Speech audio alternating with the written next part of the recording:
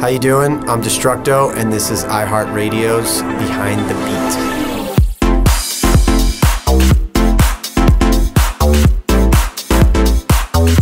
When I found, turntablism, DJing, and electronic music production, kind of figured out that I wanted to go in all that. But I mean, I pretty much was born into the music business, so maybe not making it, but always hearing it since I was probably my mom's stomach.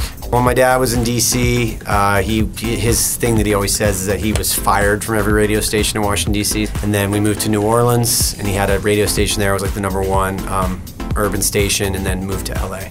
I think one of the first underground warehouse parties that I went to was called Nectar, and it actually got broken up by the fire department. So it kind of gave me the thirst to go again the next weekend and try to find one that wasn't shut down.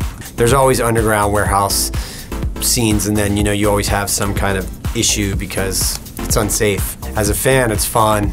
It's like you're on a goose chase. You don't know what's going to happen because you're in a place where no one knows what's going on. I started basically in the early 90s. We used to go to these big events on Saturday night, and everyone would end up back at our apartment, and our apartment was getting trashed. So I thought, instead of going to my apartment, in LA, you can start drinking booze again at 6 in the morning. So we started a club called The Sermon. It started at 6 a.m. on Sunday morning. In the beginning, no one came, and then there was 20 people, and then 40 and 80, and it just kept growing.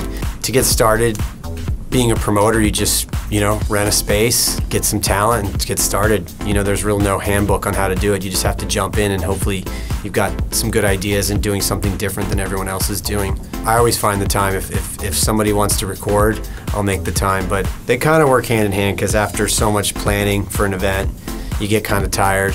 Then you want to go in the studio, and then you kind of hit a wall there, and then you go back to work. And then tonight, I'm performing at Sound in Hollywood. I got a DJ gig tonight, so it's kind of like round robin. Just get tired of one and move into the next. I go in the studio probably once or twice a week. I have a studio with my partner, Wax Motif. We've got tons of tunes, so it's really, we just go in and we make stuff, and then when we have time to do vocals, we go to a different place, or we went up to E40's house or Ty Dolla $ign's house. To me, rap and electronics kind of the same. The first Heart event, we had 2 live crew.